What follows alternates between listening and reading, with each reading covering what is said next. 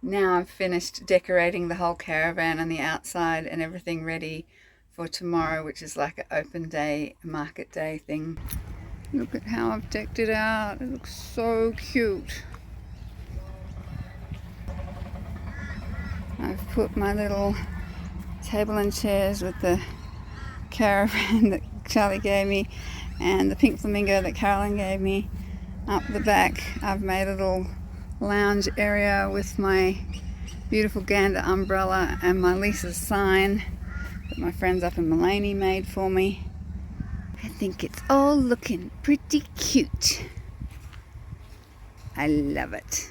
This doesn't happen very often. It takes a lot of effort, but I'm here for 6 days, so it's worth it to go to the effort. And it's the Vintage Caravan Nationals, so you've got to go all out, right?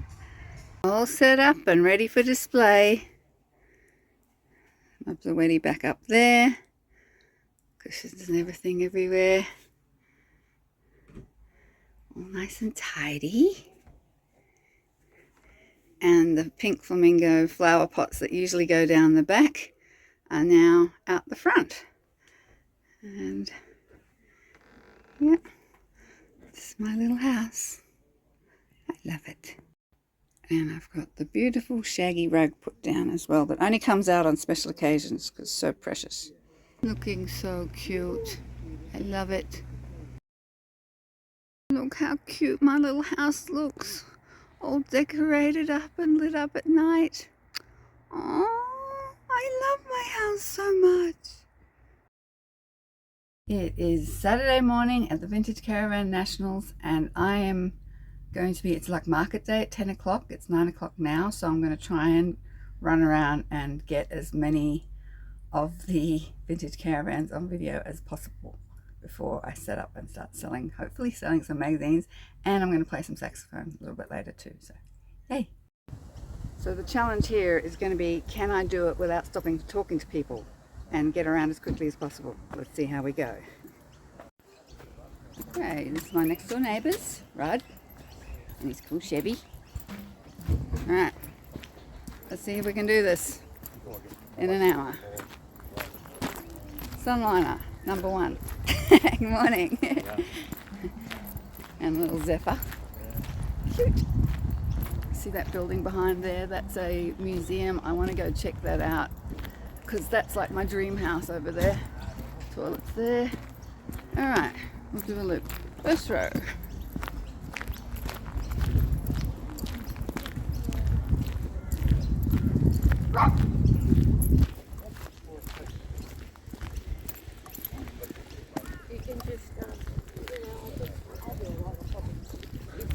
Sunliner 2, Sunliner 3, another Viscount, like mine. Sunliner number 5, another Viscount. And that's one row. One there, one there. There's another Viscount.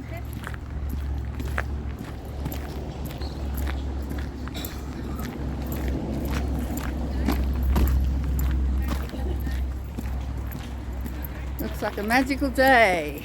Doesn't it? Perfect. Couldn't ask for a better one.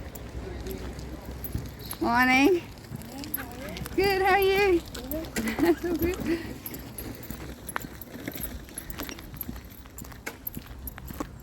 No, not yet, Pixie.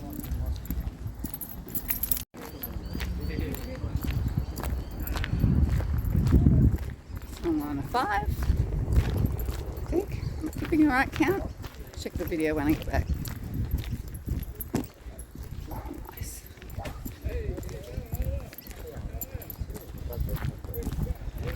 Morning. Good morning, how are you going? Good. Sunliner 6. Sunliner 7 and another Zephyr.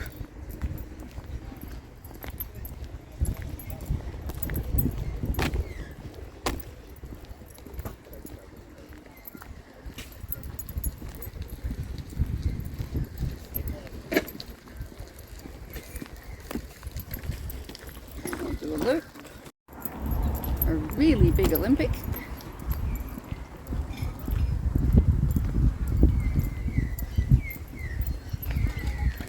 Morning.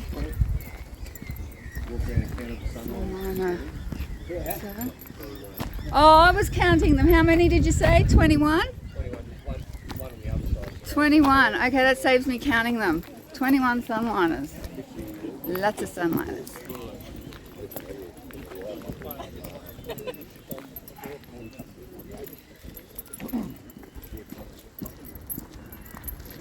Swollen Anna's Olympic.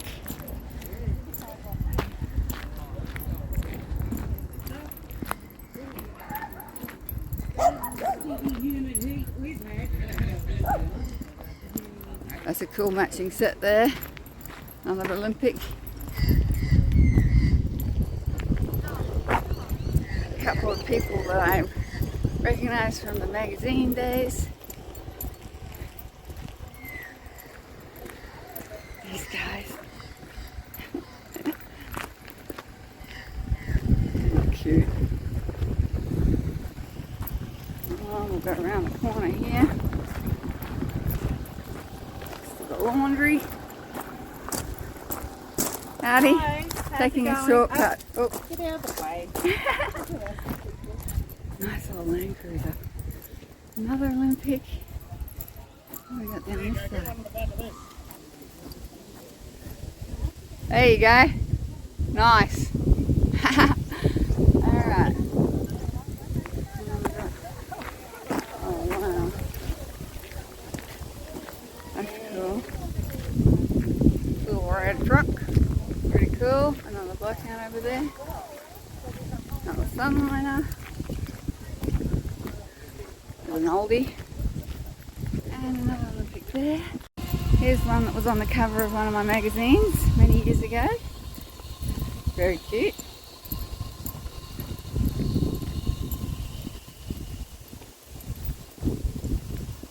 There's quite a few down this row.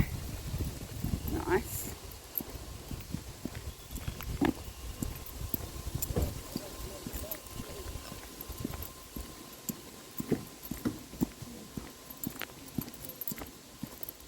Very cool. I love all the bunting. Everyone getting into the spirit of it. That's cute. Morning. Morning.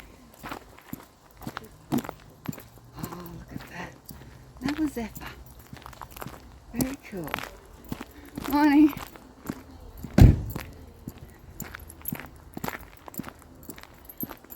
Gotta love the bunting. And that's the end of that one. Oh, we've got a Capricorn up here, better get that one.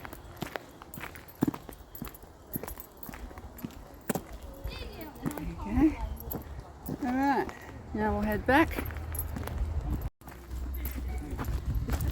Morning.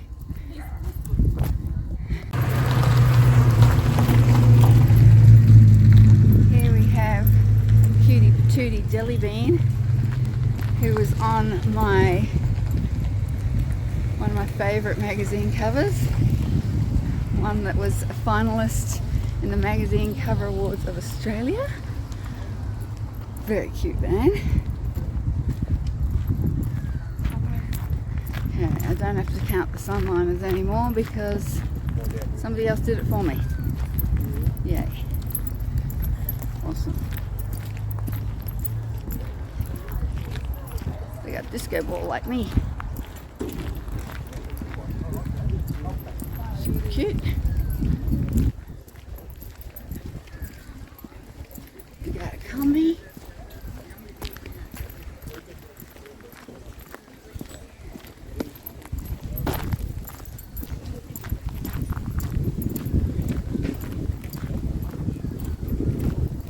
Morning.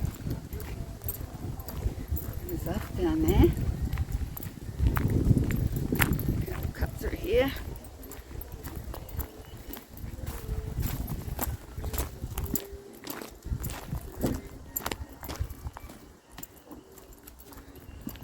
Quick look at this one.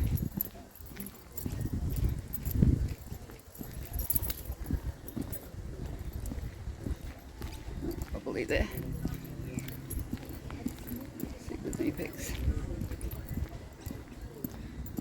This is Deanna's cute little van. She's my picket fence and pink flamingo sister.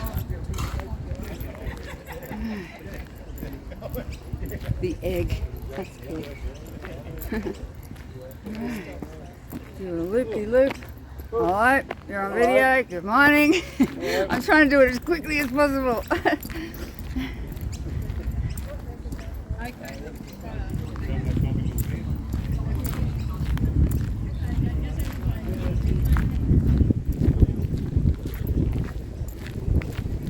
Morning.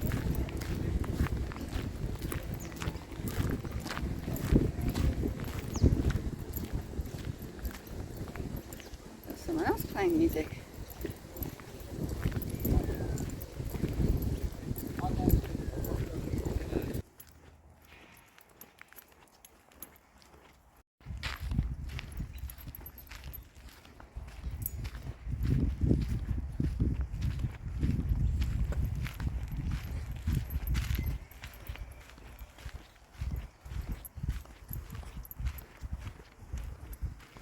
Okay.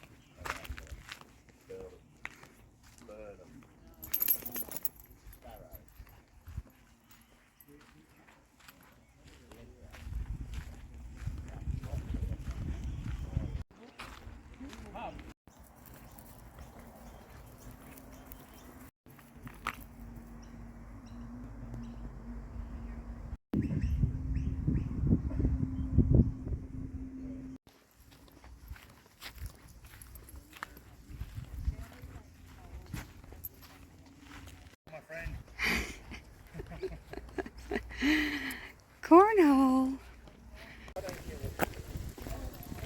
I need to set up and get ready. While I was like a couple of bars into another song, my neighbor Rod on one side came over and he stood in front of me and he put his, like, sliced his hand across his neck, you know, like that cut it sign.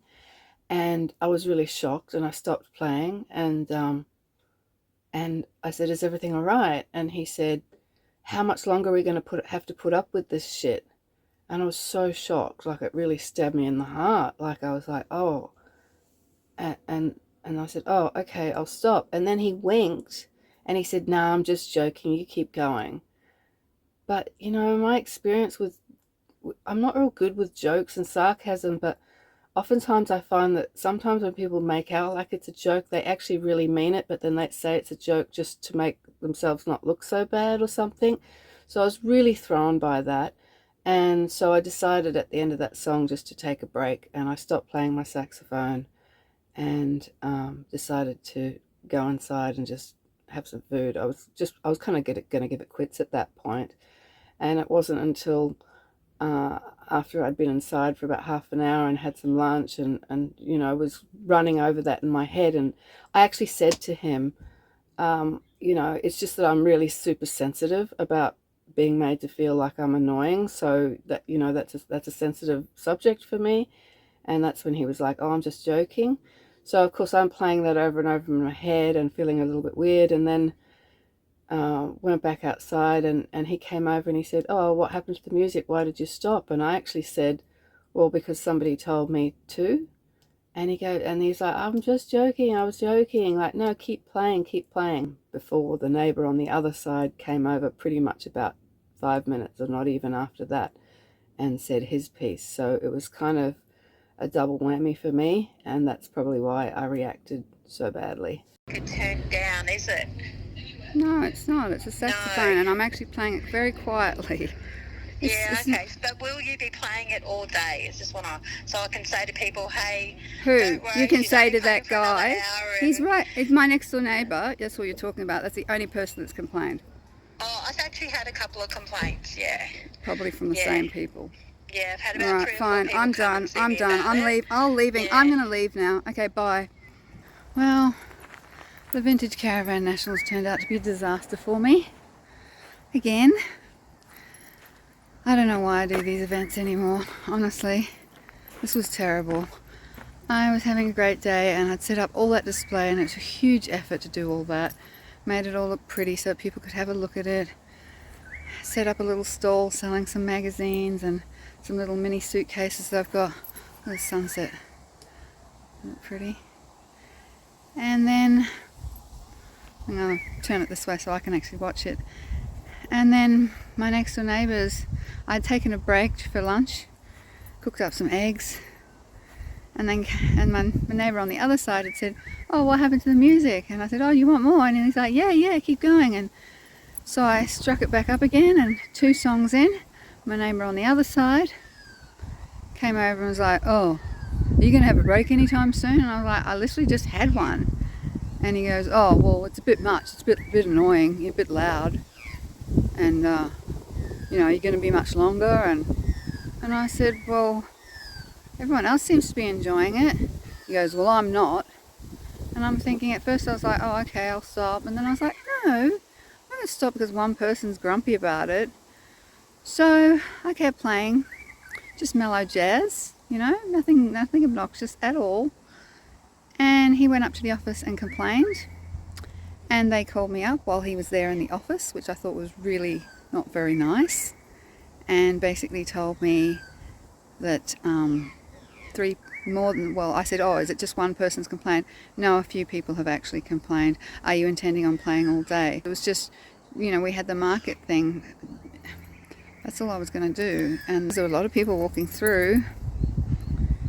So I was so upset. I had a meltdown, unfortunately, full-scale meltdown, and packed up my whole display that had taken me 2 days to set up. Put everything back, the kayak on the back, the chairs back on the back, the awning down, packed it all away and said, I can't do this. I'm out of here. I can't do this anymore. I'm just not tough enough to deal with that. And a few people came up and said, oh no, we thought you were really great. Like, what happened? Where are you going? And I was so upset. Like, I was sobbing. I was crying. I was really, really meltdown, full-scale meltdown.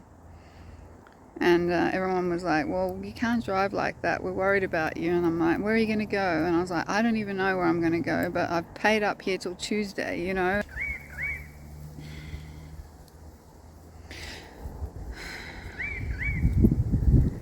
Anyway, so I've just moved down to the bottom of the hill. I'm not going to set it up again, obviously, and tomorrow actually is the open day, I've just found out.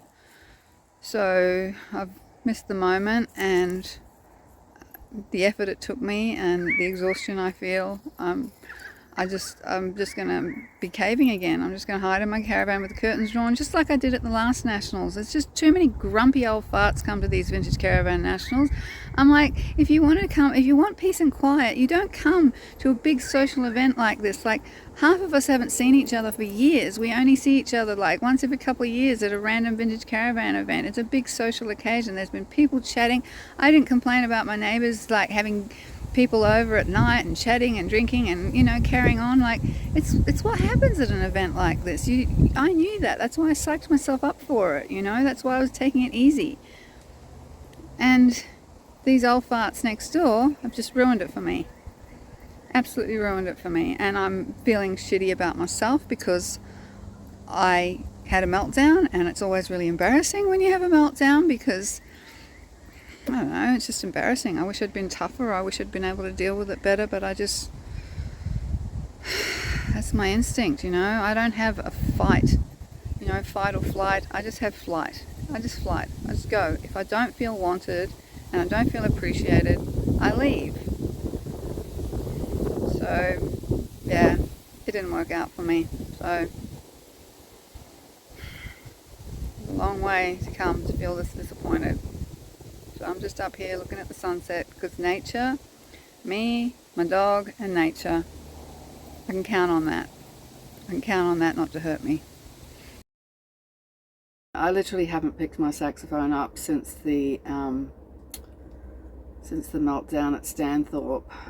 Just really need to get my confidence back with regards to that, and hopefully, I spoke to my psychologist about it the other day, and she was like, yeah, but you're fine as long as you've been invited to play and they want you to play, then that's okay, right? And I'm like, yeah, I still have a lot of anxiety about it, but it's basically as long as people are appreciating me, I'm okay. It doesn't necessarily have to be that I'm invited. If I go to a spot like I did at Cronulla and people are giving me great feedback, and they were doing that at Stanthorpe, I was getting all this, like, so many people were videoing me and giving me thumbs up and saying how much they loved it and appreciated it. So I was feeling like I was contributing something to the vibe of the whole Vintage Caravan Nationals. And somebody even came up to me and said, oh, we were wondering if there'd be live music. It just adds so much atmosphere. It makes it so much more fun, and that's me. I always feel like, I think that's why it hurts my heart so much, is because I feel like I'm contributing something. Like, I feel like I'm not just, I don't want to be feeling like I'm always asking for something, because I know I do, because I do need help a lot, but I feel like I'm giving something back, and people show their appreciation by putting money in my tin, and that helps me too. So as soon as it gets to a point where it's not appreciated, then yeah, anyway, that is what it is, and yeah, I gotta stop dwelling on it. It's actually really been quite hard for me to get over this, and yeah, anyway, that's that. House is a mess. I need to clean up, but that's where I'm at with it at the moment.